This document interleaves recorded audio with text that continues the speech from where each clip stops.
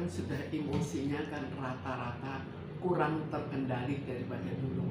Jadi orang banyak kesulitan yang dihadapi, sehingga dengan kesulitan yang dihadapi, emosinya otomatis tidak sestabil dulu, tidak sebaik dulu. Sehingga jika ada suatu masalah mudah meledak.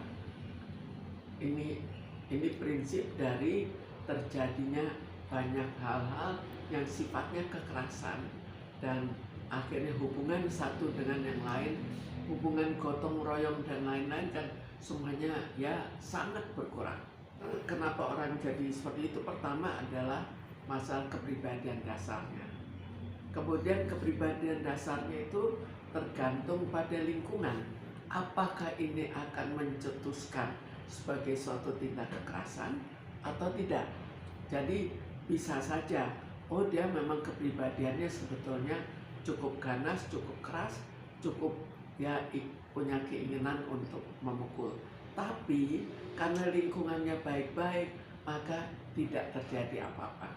Atau ada juga yang keinginannya tidak terlalu besar, tapi lingkungan yang seringkali ya senang untuk ribut, maka dia juga akan terbawa.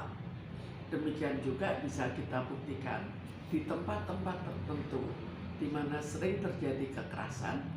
Sejak dari sekolah pun, kalau misalnya seorang anak laki kurang berani berkelahi, maka dianggapnya negatif, dianggap perempuan. Jadi semua itu lingkungan di tempat di mana dia dibesarkan akan ikut menentukan.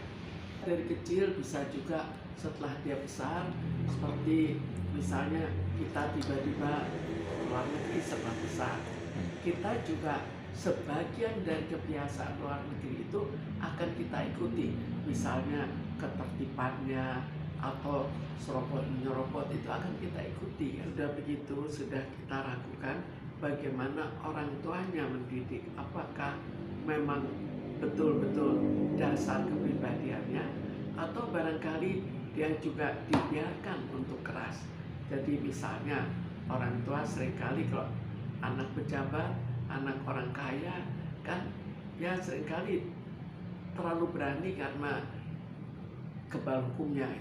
Itu yang terjadi saat ini, cukup banyak yang kebal hukum. Kalau kita lihat fakta-faktanya kan demikian ya. Kalau misalnya ya tiba-tiba ketahuan selingkuh, jelas membuat sesuatu yang mendadak. Kalau mendadak, maka reaksinya pun spontan dibandingkan kalau diberitahukan secara bertahap. Kalau orang tuanya KDRT, maka biasanya terjadi perkelahian antar orang tua. Kalau terjadi perkelahian antar orang tua, maka baik ibu maupun bapaknya emosinya kan bukan emosi yang baik-baik pada saat itu. Demikian juga pengaruhnya terhadap anak, karena itu sering berakibat pada anak seperti juga pada anak broken home. Sekarang tinggal hubungan dengan ibunya. Kalau mereka sayang sekali ke ibunya, mereka akan benci ke bapaknya. Tapi bukan hanya benci, tapi kemungkinan meniru itu akan cukup besar.